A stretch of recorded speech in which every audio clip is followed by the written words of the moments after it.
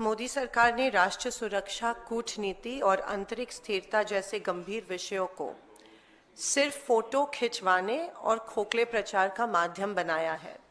Operation सिंदूर के बाद प्रधानमंत्री मोदी का सारा ध्यान केवल प्रचार और आत्म प्रशंसा पर केंद्रित रहा है, जवाबदेही पर नहीं।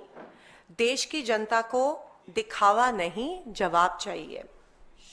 पहलगाम में हुए क्रूर आतंकी हमले में हमारे देश के 26 मासूम लोगों को अपनी जान देनी पड़ी और उसके बाद में जो ऑप सिंदूर हुआ, उधर हमारे बहादुर सुरक्षा कर्मियों की शहादत भी हुई।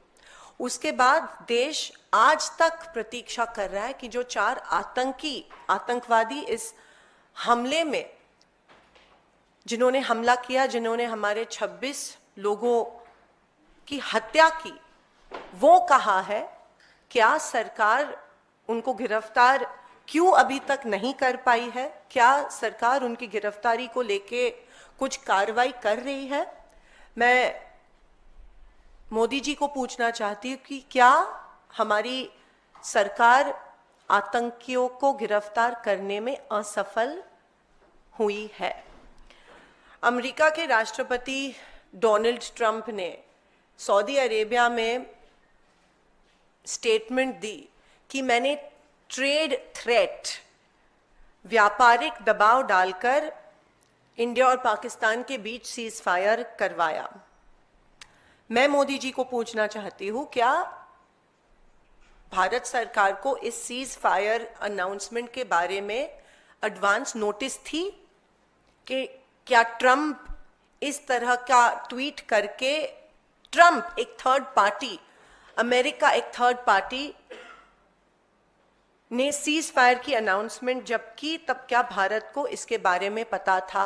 आज सुबह ट्रंप ने और एक घोषणा की कि सीज फायर उनके वजह से हुई है।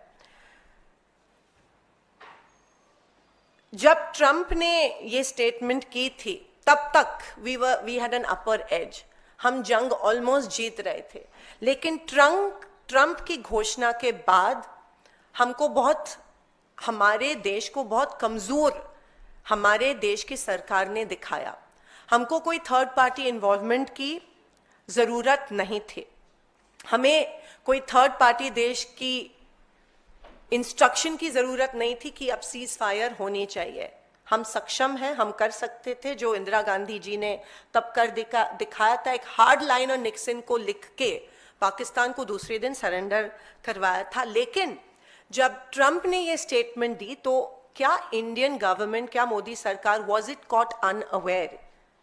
और क्या इस स्टेटमेंट के वजह से हमारे आर्म्ड फोर्सेस, जिन्होंने इतनी अच्छी कारकिर्दी की थी ऑप सिंदूर में, क्या वो डीमोरलाइज हुए और उनके साथ पूरे देश की जनता इस स्टेटमेंट के वजह से डीमोरलाइज हुई? और इसके लिए कौन जिम्मेदार है? मोदी सरकार ने तुरंत इसके बारे में प्रतिक्रिया देनी चाहिए थी, जो सरकार ने नहीं दी। मोदी सरकार इस अपमानजनक दावे पर चुप आज तक क्यों है? क्या यही वह कीमत है जो भारत को अंतर्राष्ट्रीय दबाव के आगे झुकने के बदले चुकाने पड़ रही है? Is the Modi government responsible in making India look weak in the entire global spectrum?